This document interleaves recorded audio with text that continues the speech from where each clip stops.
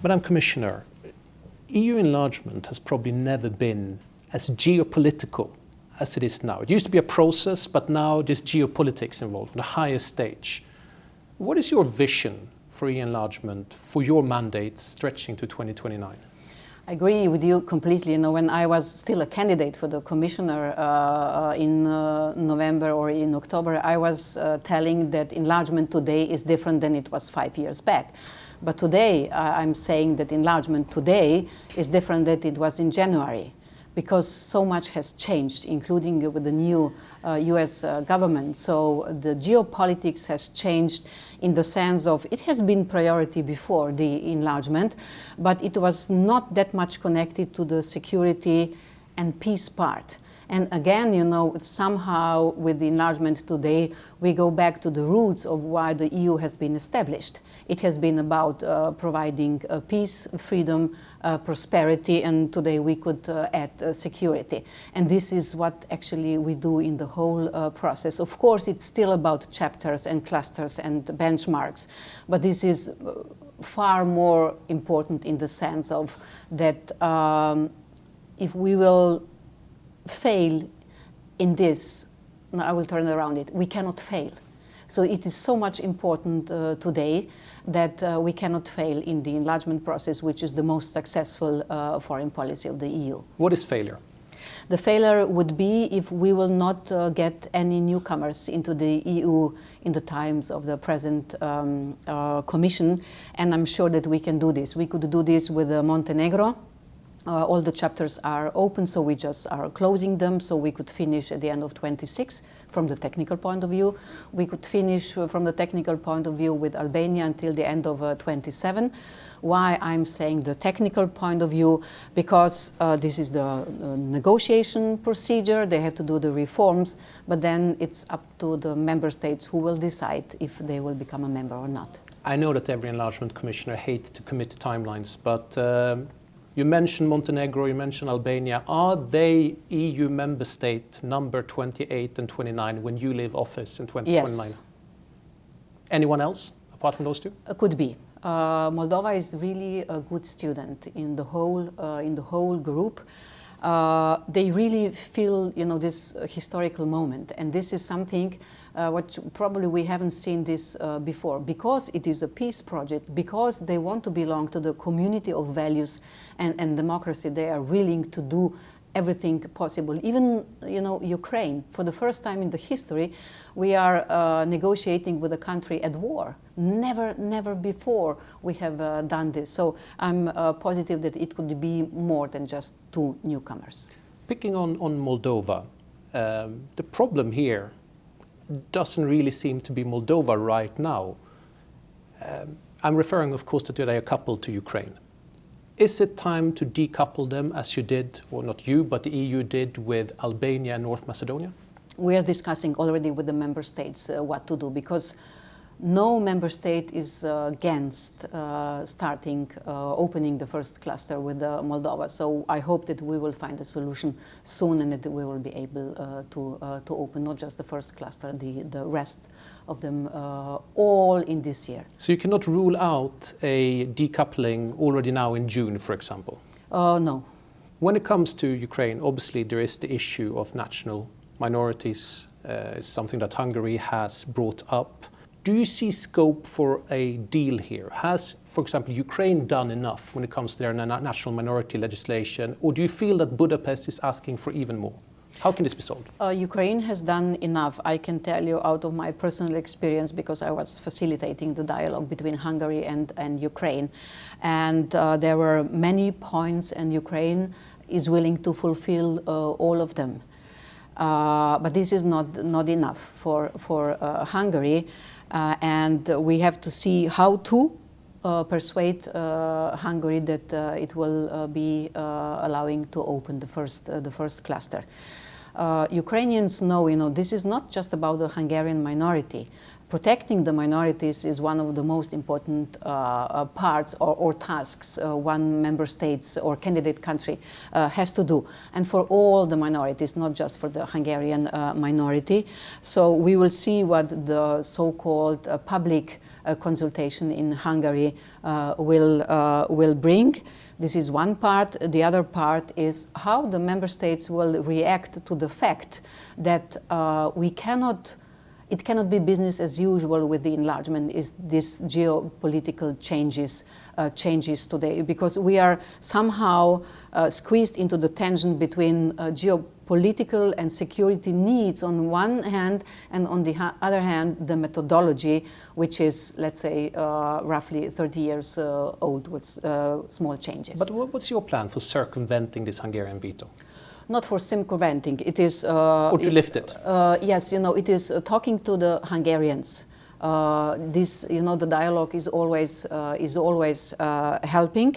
Hungary wasn't opposing when it was the EU 27 decision that we give Ukraine the candidate status. So we are building on this. If this obstacle is cleared, do you still think that all 6 clusters with both Moldova and Ukraine can be opened this year? Yes. You're positive that it goes so fast? From the technical point of view. Yeah. But there is a decision-making process in the Council. But from the technical point of view, why can I say this? Because we are really, even now, if we cannot open the first cluster, we are working on the other clusters with both of the countries. So I'm sure that we will be able to prepare both countries to the level that we could then open everything in this year. You've mentioned the geopolitical aspects, and one of those is, of course, the war in Ukraine. If Ukraine is forced into a peace settlement that is unfavorable to Ukraine, which, quite frankly, it might look like that right now, how can this affect its enlargement chances? Enlargement is not only about entering or becoming a member of the EU. How I see the enlargement is that being a member of the EU could be a political anchor of the security guarantees for Ukraine. Probably in the near future, Ukraine will not be able to become a member of NATO. But the perspective of becoming a member of the EU could have this political effect. European Commission supports every solution which will be in the best interest of Ukraine. And of course, we also want to be present there, because who will bring Ukraine into the EU? Only EU. Who will be or will take over the biggest part of the reconstruction in Ukraine? Mostly it will be Europe and European companies. Who is until now the biggest giver of help, humanitarian and all the others?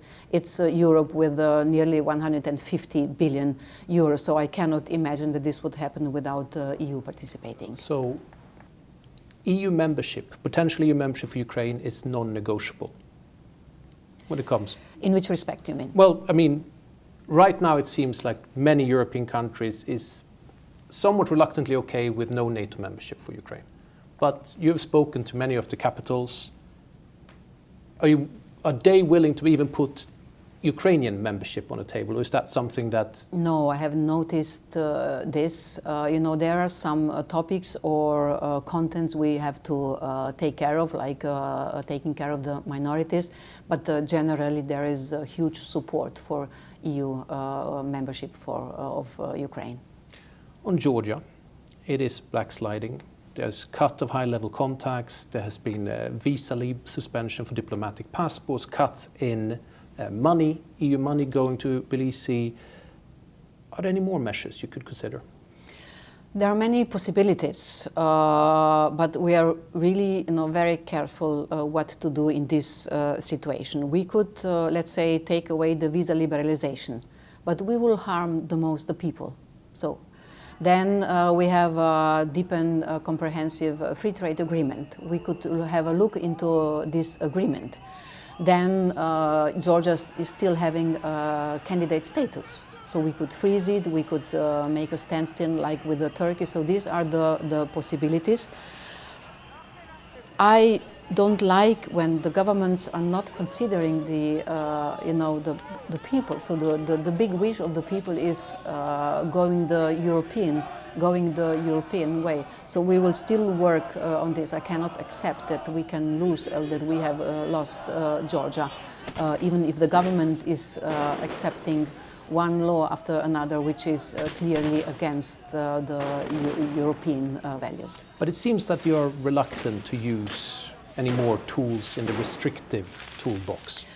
We tried to do the sanctions, but there was no possibility because there was no unanimity among the member states. Yes, we tried to do this, but there are some individual member states who have introduced sanctions to the individuals, and this is then how it works. Would you consider starting talking to the government in Tbilisi again, restart high-level contacts at some point? Because the longer this goes on, you must speak to your interlocutors, after all. I think the most easiest way is not to speak.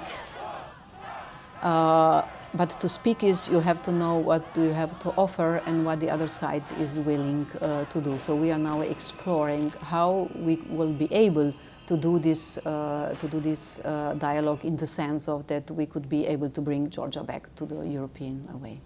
So does that mean speaking with them, but maybe in the future? Is that how I should interpret it? Yeah. As I have said, the easiest way is not to talk. But you know, we talk to many other countries in the world which are not, we do not have a candidate status. So Georgia is still having a candidate status. Turkey is having a candidate status at standstill. So since 2019, we are not negotiating, but now we have just started high-level dialogues. We had one on the economy. We are planning another one on migration. We will see if we will go into the modernization of the customs union with Turkey. You know, also business community somehow wants us to do this. We have around 240 billion exchange of goods and services between EU and Turkey, and this is quite a lot. So in Georgia it's the same though, some sort of high-level dialogues could sort of develop in the future? I think that we should take care, perhaps not on the highest level at the beginning, or perhaps starting at the lower level, but then to see how we could explore this. Moving to Armenia, there's currently undergoing legislative steps to get closer to the EU, potentially even applying for EU membership. Would you welcome that? This is, you know, a clear sign what happened in the Armenian parliament, that the attractiveness of the EU is higher than it used to be. So there are two conditions that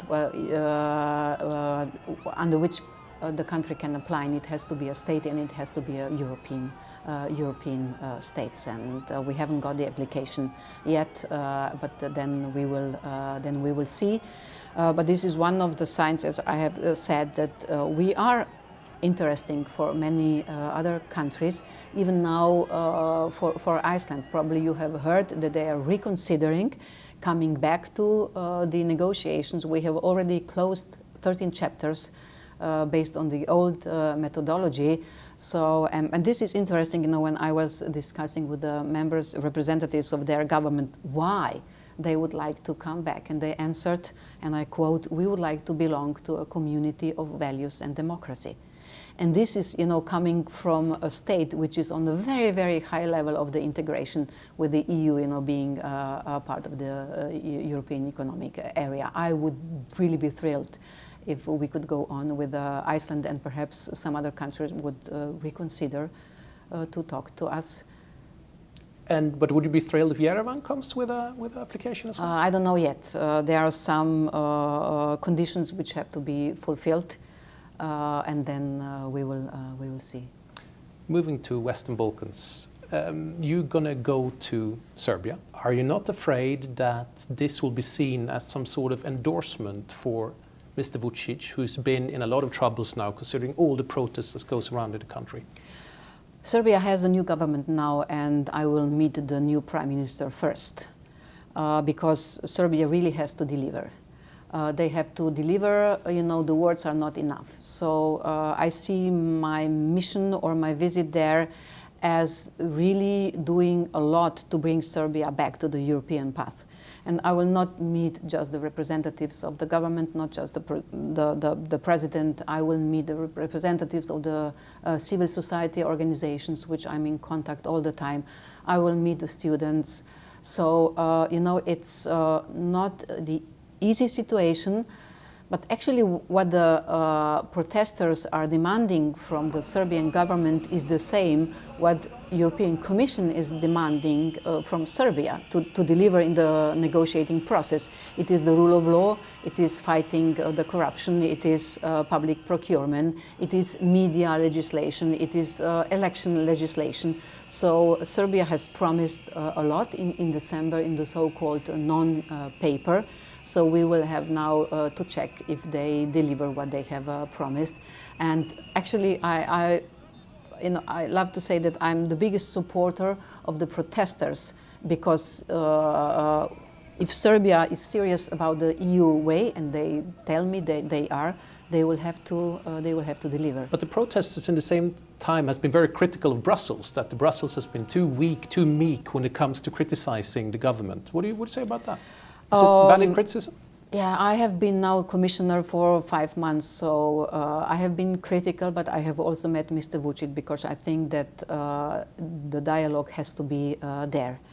And being a candidate country or pretending applying for the membership, it's a choice, and they have chosen. Serbia has chosen this way. But this choosing EU or becoming an EU member, would love to become an EU member, comes with responsibilities, it comes with commitments. And then, we have to be in contact. And I hope that the new government will deliver. The delivery in the last months or year hasn't been good.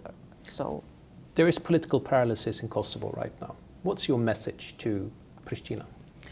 We are waiting for the new government. I am in contact with the politicians there, and they claim that they are very much in favor of normalization, the relation with Serbia, which are actually the precondition that we could then start negotiating process or giving candidate status. So there are some preconditions they have to fulfill. And we hope that the new government will do this. This will be very, very important. You have mentioned Western Balkans. I'm coming from Slovenia, which was a part of this territory in the broader sense before. So the region was in some aspects better 20 years back than it is and it is today. And there are two very sad stories, or three. One of them is Kosovo not being able to move on. Another sad story is North Macedonia. If we would wait with Ukraine for as long as North Macedonia has to wait to start the negotiations, Ukraine would start negotiations in 2045. And then, of course, it is Bosnia. You're now going to the Balkan. And I'm going to make the tour. Don't worry. Kosovo, two things, actually, that the EU can do, though. One is for the Commission to issue an opinion. And I know, of course, that it's member states who have to send the opinion over to the Commission. You know the system very well. Do you think this can happen during the Danish presidency, so the second half of this year? I wouldn't know. I haven't got any signals from the member states or from the Danish presidency that this would be able to happen, but I count on it. I think it would be really good that we start. Because once we start, then it is easier, involving them in the whole negotiation process, where then actually they have to deliver, but we have to start. And the other thing, of course, is the measures that have been imposed on Kosovo. The EU foreign ministers a few weeks ago hinted to the European Commission that it's time to gradually lift them. What's going to be lifted first? When does it start? And how do you see this process? We don't know yet. We are discussing this. And if the member states will be for the lifting, we will, of course, do this. But not all the member states are, for the time being, for lifting the measures. So they will remain for a bit longer? Oh, I don't know. It is about the member states, how they will want to do this. On Bosnia, do you see Mr. Dodik as someone you can still deal with when it comes to the EU accession process? It is difficult to deal with somebody who is not doing the best in the interest of its own country, of Bosnia and Herzegovina. And it is difficult to deal with somebody who is going against the territorial integrity sovereignty and the constitutional order. And this is one of the reasons why we haven't been able to open negotiations with Bosnia yet. Even Bosnia is having a candidate status, but because of the internal political situation, they are not even able to name the chief negotiator. They are not able to put on the paper the reform agenda, which will enable them to get 1 billion out of the growth plan. So we are now really working on this, and there are some silver linings for the time being, that there is also the opposition in Republika Srpska who is getting more constructive, and this could be a breakthrough then for the negotiating process. But going back to Dodik, I know that of course it's very difficult to impose sanctions on him for the same reason as it's difficult to impose sanctions on Georgians, but in Georgia you did find various other measures you can hit the government with. Why not the same with Bosnia and Dodik? Because the member states are not united in sanctions against Dodik. As simple as that? Yes. Madam Commissioner, thank you very much. Thank you.